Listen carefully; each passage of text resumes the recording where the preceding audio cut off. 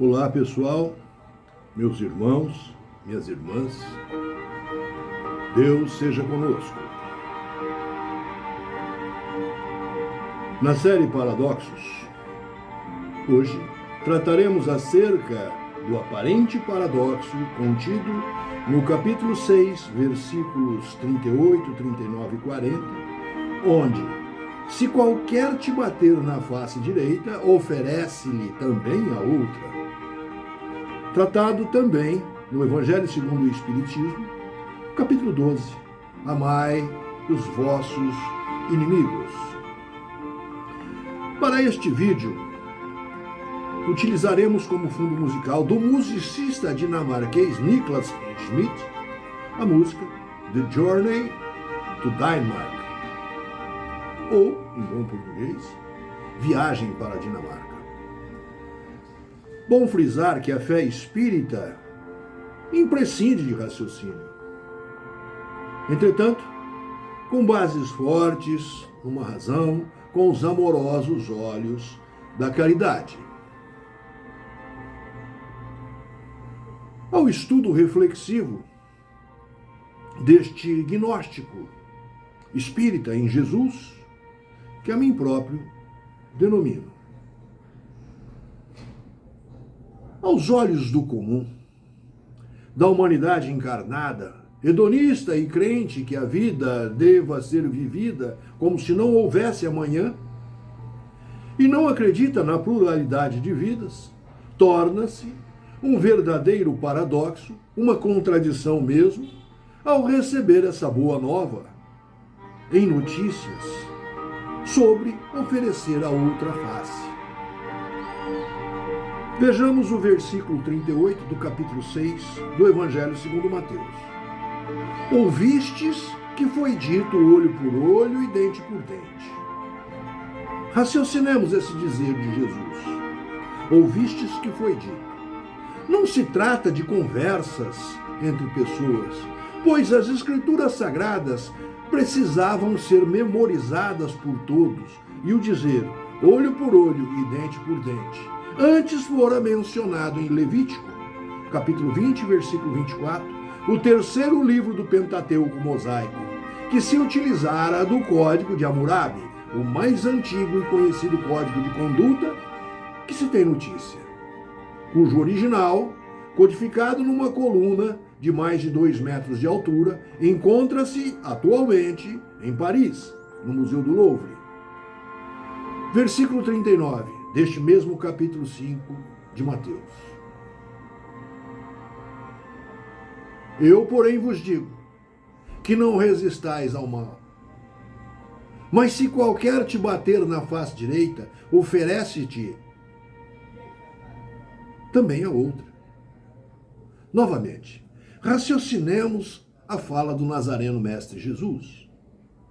O eu, que se transcreve, é o próprio Mestre Jesus que, nos termos consignados na questão 625 de O Livro dos Espíritos, é o modelo e guia que o Criador nos presenteou como oriente a ser atingido. Portanto, tudo que asseverado por Jesus fora também por ele colocado em prática durante a sua curta permanência encarnado entre nós outros. Assim, compreendamos que oferecer a outra face, que para Jesus o maior havido entre nós, o arquétipo do humano, jamais foi uma demonstração de covardia, ou sinal de desonra, demérito moral, mas sim uma demonstração de grandeza, de crescimento moral, pois, de longo tempo de estudos, se compreende que aquele que agride a outrem de qualquer maneira é indivíduo ainda incapaz de autocontrole, incompetente pela baixa estatura moral. O iracundo, o colérico, é indivíduo com clara comorbidade psiquiátrica. No item 8 do capítulo 12 de O Evangelho segundo o Espiritismo, o professor Rivai, o nosso Allan Kardec, do seguinte modo nos leciona. 8. Os preconceitos do mundo sobre o que se convencionou chamar ponto de honra produzem essa susceptibilidade sombria nascida do orgulho e da exaltação da personalidade, que leva o homem a retribuir uma injúria com outra injúria, uma ofensa com outra ofensa, tido como justiça por aquele cujo senso moral não se acha acima do nível das paixões terrenas. Por isso, é que a lei mosaica prescreveu olho por olho, dente por dente, de harmonia com a época em que Moisés vivia. Veio Cristo e disse: retribuí o mal com o bem. E disse ainda: não resistais ao mal que vos queiram fazer. Se alguém vos bater numa face, apresentai-lhe a outra. Ao orgulhoso, este ensino parecerá uma covardia, porquanto ele não compreende que haja muito mais coragem em suportar um insulto do que em tomar uma vingança, e não compreende ainda porque sua visão não pode ultrapassar o presente. Dever-se-á, entretanto, tomar ao pé da letra aquele preceito de oferecer a outra face, ou ainda também o outro que manda se arranque o olho quando aquele for causa de escândalo. Os ensinamentos do Cristo, ao pé da letra e levado às suas últimas consequências, importariam eles, tais ensinamentos, em condenar toda a repressão, mesmo legal, e deixar livre o campo para os maldosos, isentando-os de todo e qualquer motivo de temor por suas maldades.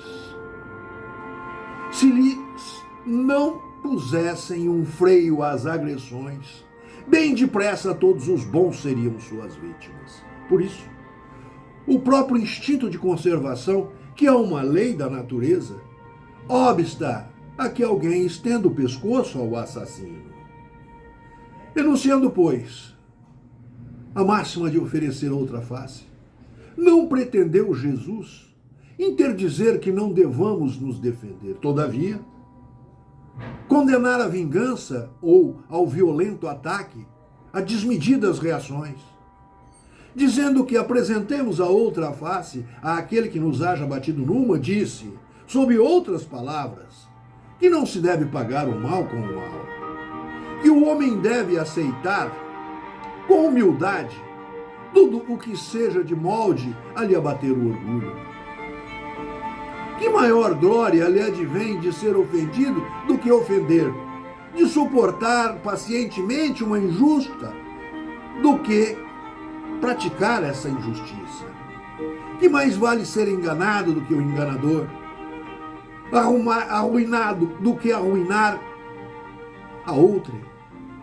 Somente a fé na vida futura, na justiça de Deus, que jamais deixa impune o mal, pode dar ao homem forças para suportar com paciência os golpes que lhe sejam desferidos nos interesses e no amor próprio. Daí vem o repetirmos incessantemente: lançai para diante o olhar. Quanto mais vos elevardes pelo pensamento acima da vida material, tanto menos vos magoarão as coisas da terra. Por minhas reflexões, um gnóstico e espírita em Jesus, concluo.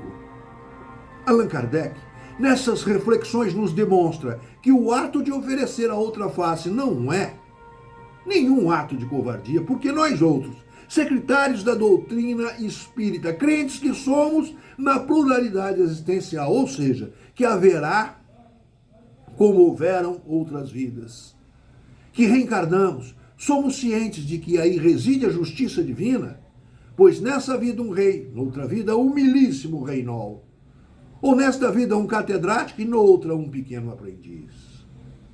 O aparente paradoxo em oferecer a outra face, que nos igualaria aos covardes e nos afastaria dos heróis, só e somente só teria validade se a vida fosse tão somente singular e única. O que já se demonstra farta que a vida é plural e é múltipla em si mesmo. Portanto, é unicamente a vida em que se está no presente. Não haverá novamente esta mesma vida, posto que a água do rio não passa duas vezes no mesmo local. Todavia continua dizendo e continua sendo a mesma água do rio até desaguar no imenso oceano que simboliza o todo criador mental de tudo que há criado. Assim, finalizemos essa breve reflexão acerca do oferecer a outra face, tributando louvores ao Criador mental de tudo que há criado. Deus, nosso Pai, louvado seja.